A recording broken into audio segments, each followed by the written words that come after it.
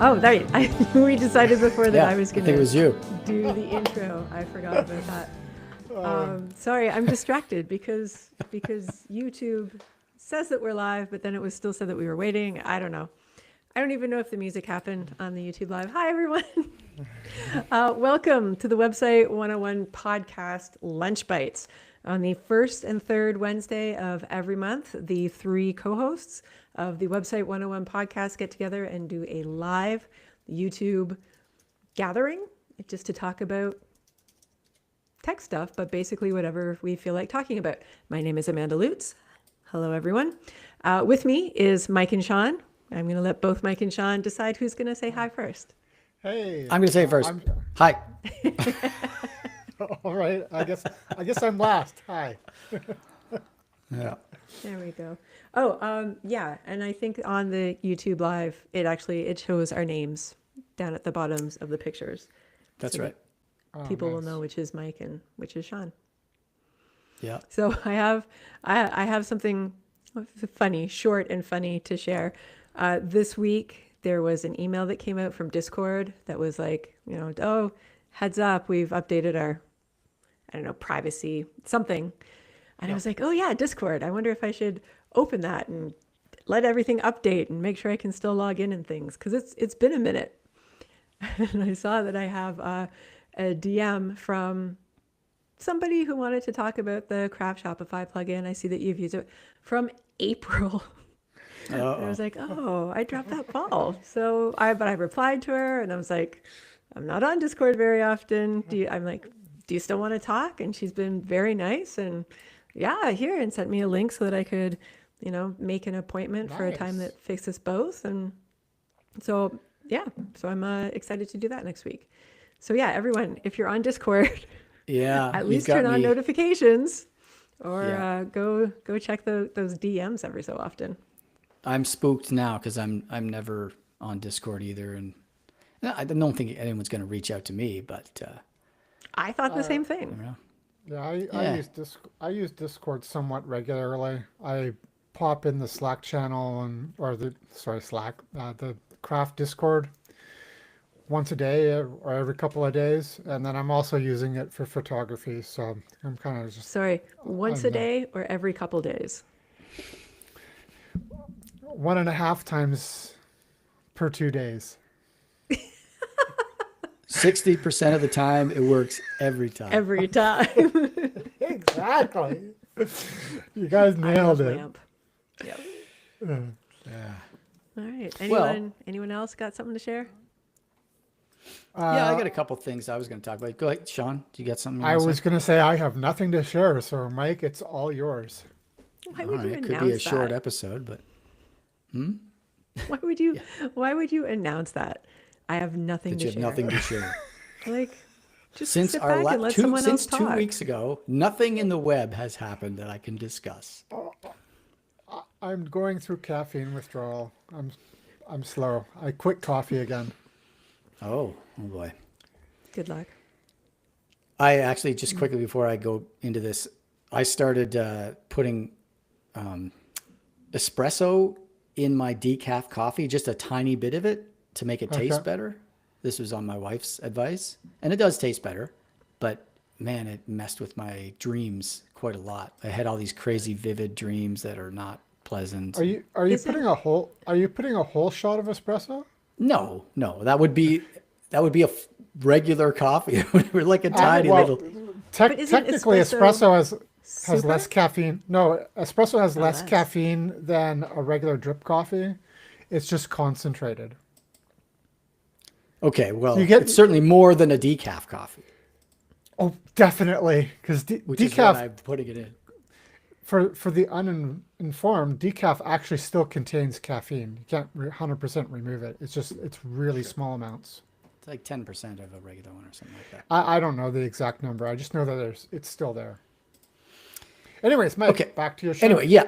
So I'm going to hijack a topic that I heard on another podcast last week and talk about it here. I'll give them the props. Should we shout out the podcast you're listening to? It's we'll the link Boagworld. In the description after. Yeah, we'll put it. It's the Boagworld podcast. I mentioned it, I think, last time because sometimes they bring up stuff that I talk about. But they said something that was kind of cool that I liked on a recent episode. And that was, it was about what they called the strap line. I would call it a tagline, but it's the elevator pitch type thing that you'd have at the top of your website, like the three of us, for example, that tells people what you do, what your business is, whatever, that kind of thing. And what they said was, Marcus, one of the hosts, he said, don't make it like really lofty language. Like, you know, we make bespoke artisan websites to address your audience needs, all this stupid stuff.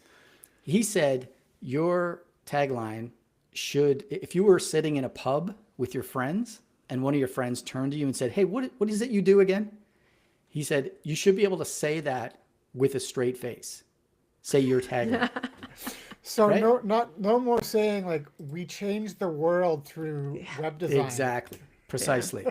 So what I was going to do here, I don't know how you guys feel like, how you feel about this, but I was going to share the three of our websites and go through our taglines. Are you up for that, or should I just not? Yeah. Let's do it. Can I look at what I've got? Because I haven't updated it forever. Well, I mean, whatever. We're on the hot seat. Go ahead, do it. Yeah, do Let's it. See if I can, as usual, I have trouble sharing all of this stuff. But anyway. This is a great idea, Mike. It's the rectangle with the arrow pointing up. I know. Okay. What are you guys seeing? I'm seeing my website. Okay. So here's Sean's. This is Caffeine Creation. Speaking of coffee, like we just talked about. Web development partner, development solutions for digital agencies. Perfect. I think that's perfect. Now, Sean scored 100%. As you know, as we all know, Sean, one of his main sort of jams with web development is that he works with works with, web agencies. They hire him and sort of subcontract him to help build their websites, right, Sean? Am I correct about that? That's pretty much it. Yeah. Yeah. So I think this is perfect. Explains exactly what you do. You could say that with a straight face to somebody in a bar, right? I think. Oh, 100%. So I don't think he would be able to remember it.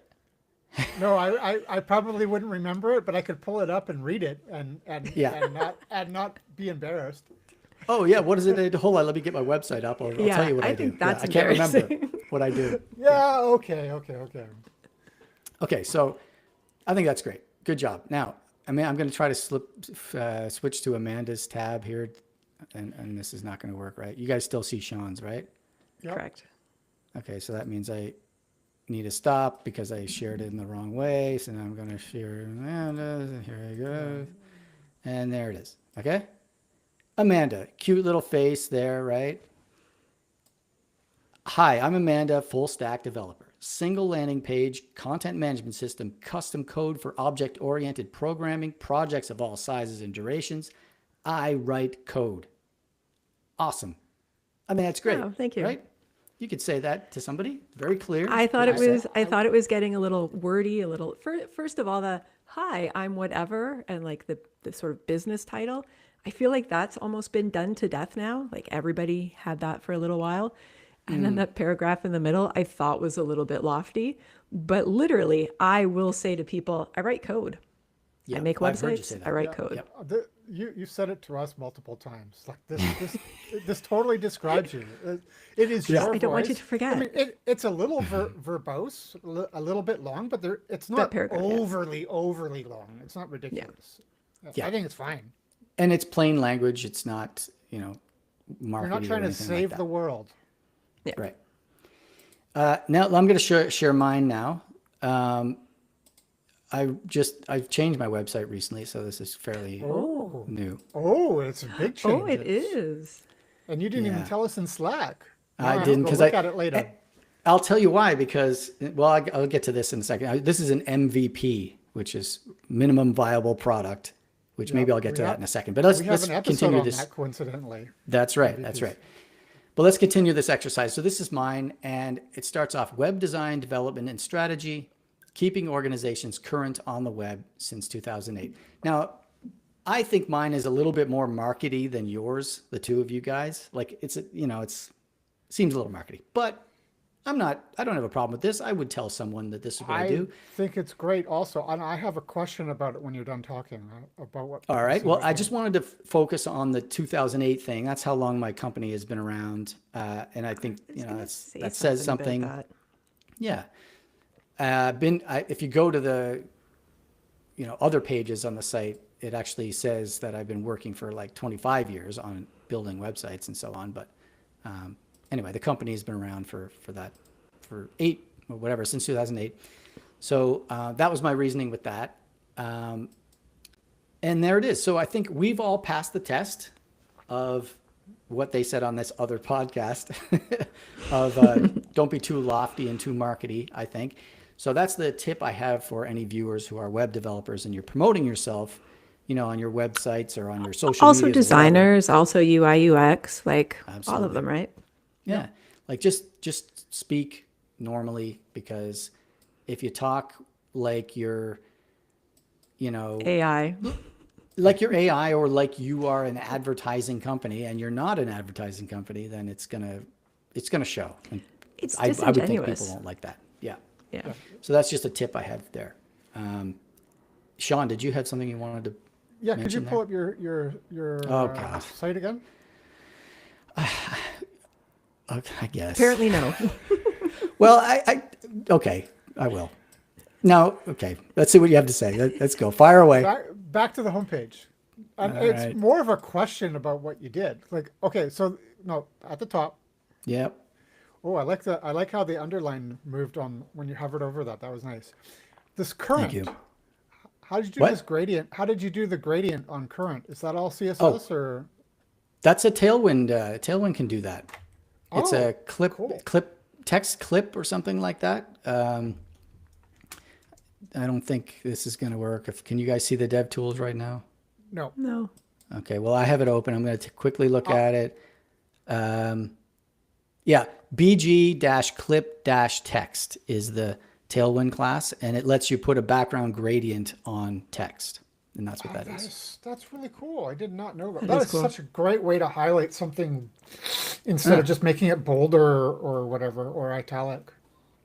Yeah, I think it's cool. So, because, water I- current, that's the joke. Oh, be like water. It's not That's essential that anyone gets the joke. It's all cool. I like it. Good job. Thank I you. wanted to ask about making dates and years very obvious. I've been reading, so I'm on Reddit all the time. Everybody knows this. And one of the subreddits that I follow is Recruiting Hell.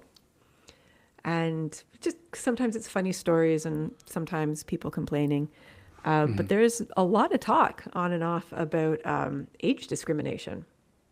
Oh, And all of us, a while I thing. don't think it's an issue for us yet, there's going to come a time where it's like, on the one hand, yes, I've been working for 25 years. My company's been around since this time. But it's good to show the experience. But on the other hand, at some point, I wonder if it's going to start to be a little bit of a detriment. yeah. I'm Sean, do you concerned wanna- about this. Yeah. Like Go ahead. if I wanted to look for a job today, I don't know that I would be able to get a job in the field. Getting clients and agencies I'm still confident about that. But if I wanted to go full time with somebody, I think that they'd probably want to hire somebody younger and cheaper. And ageism is a thing. It's a real thing. You're over Yeah. 50, you're over the hill, time to retire. No. I've got like 15 more years till I need to retire. Well, Or I whatever. I guess part of it could be there's a whole bunch of different angles you could see the age discrimination at. Like you were alluding to, Sean, you could look at it as, oh, someone in their 50s is probably settled. They have a family, they have kids. So are they going to be able to really put the time in and work overtime or whatever the hell some company wants them to do that a younger person would be able to do? Like We just just bend at a over school. and take. Are you going to be Yeah, able so- to manipulate me like you can a 20-something who is unsure of themselves and lacking self-confidence in their skills and their ability to like fight back with an older person. No, you can't do that to me. So you're going to hire the easier, cheaper, easy to manipulate person. It could be in some cases. Yeah, I think And so. maybe I'm a cynic, but that's how I see things. Not that I Yeah. would do that personally, but it is how the world works. So then the big question is, at what point do we start to scale back? Do we start to maybe not make the like already there are things that like I don't necessarily announce anywhere when I graduated from university because that's very obviously going to tell people my age. Yeah, I mean, I stopped doing that years ago once it Well, became yeah, irrelevant to my career.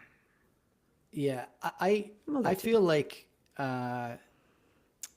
the benefit. I just keep focusing on the benefit of our experience as a result of our age. Like these new folks who are in the industry, and no offense to anyone younger who might be watching, but like once you are working for a while, especially with client work as we all do, you know, you start to learn all these nuances of what it's like to work with different companies, different organizations, different like, you know, senior management teams, and you kind of recognize, oh, I know this type of person that I might have to adjust the way I behave a little. Just, you know, a younger person is not going to know that stuff. So I really feel Yeah. like we should kind of promote the fact that, look, we know what it's like to work with companies like yours.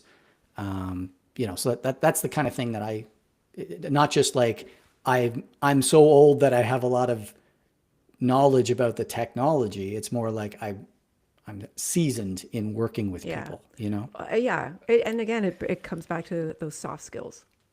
Yeah. That, I Yes, mean, Yeah. anybody, 100%. beginner, intermediate, advanced can like pick up new tech, learn a different thing, but it's the experience with those soft skills and dealing with people and interacting that, you know, Yeah. I think matter. And actually, this is related to something else I wanted to bring up, which was also on that Boagworld podcast. We're promoting the Boagworld podcast today. But anyway, it was a good topic. They just briefly touched on it, so I'm going to ask you guys.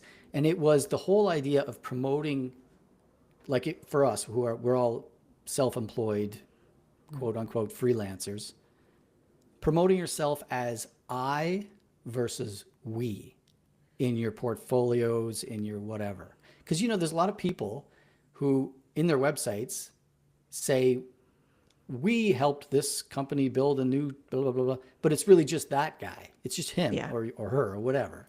So I think we all say I on our websites. I just committed to it recently. But there's been times when I've submitted like a proposal for an RFP or something where it gets a little confusing because there are some projects I might reference in there saying, oh, I did this other project that's similar to yours, so you should hire me, sort of thing. But it wasn't just me. Maybe I worked with one of you two on the project, or I worked with someone else, and I kind of do have to use that we pronoun. And then it's like, what am I saying that you should hire me or a team? I'm not a team. I'm just me. So, you know, what are your thoughts on that, you guys? Well, when I first made my website and went out on my own, I was all we because I thought it would make me sound bigger than I am. Yeah. And I think there's some value in that, but eventually I came to the idea that no, that's not who I am. I am a one-man shop. I had and still have no aspirations of growing into an agency with like 10 or 20 people or anything. I'm always going to be one person. So Yeah. that's when I changed it, and it's like there might be a couple of leftovers somewhere around the site, but I pretty much changed it to be like this is who I am. I do this, and it's being true to yourself and writing in your own voice. If you are an agency, you should do that, and you know maybe you have aspirations. Start that way, but if it doesn't work out, switch to I. If it does work out, you know, like go all in. That's how I feel about it. Well, I also think it depends on what you consider your role to be and all of the projects that you want to take on. I'm a developer. I write code. That's all I do. If you want a designer, we're going to have to get someone else. If you want a project manager, we're going to have to get someone else. If you want content editing, we're going to have to get somebody else. But I think that, like, for example, Mike, who does more of the, keeping your business current on the web, he does like the whole organizational thing. Mike's been involved in project management and A/B testing and design and the code. So I think that for something like that, it would still be valid. It would still be pretty true to himself if he wanted to come across as a we, because he wears all of these different hats. So even if he does like subcontract out or whatever, I think that he can like pull off more of the different parts of a project. And the truth is, when I do have a meeting, that. when I do meet with clients, I often, when I start talking about design, I actually turn away and come back with a false mustache and say, I am the designer. I would think a scarf, like a douchey scarf around your neck. Yeah. Or Put on beret. different hats, literally. Yeah. Well, the truth that is, would be hilarious. Different baseball hats, like coder, like, designer, project manager, SEO expert. Yeah, that would be pretty good. Yeah, I mean, I have had the concern before when pitching for a project where they're looking for someone to build a site or whatever, that I'm at a disadvantage being an individual. I just think a lot of people have this bias. I want to hire an agency. They have a dozen people on staff because they're probably more reliable. Or if someone gets hit by a bus, they can hand it to somebody else or whatever their concern is.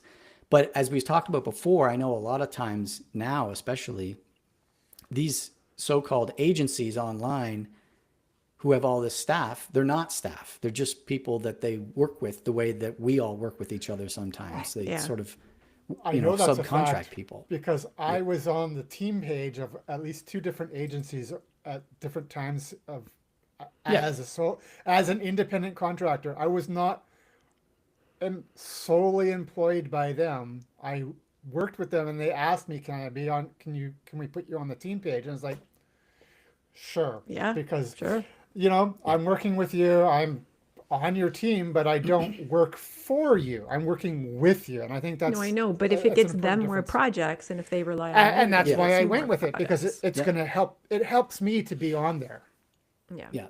I once worked with a client years ago who subcontracted me to build a site for one of their clients, and they wanted me to contact them back and forth, so they weren't a middleman. They're like, you just speak to the client yourself.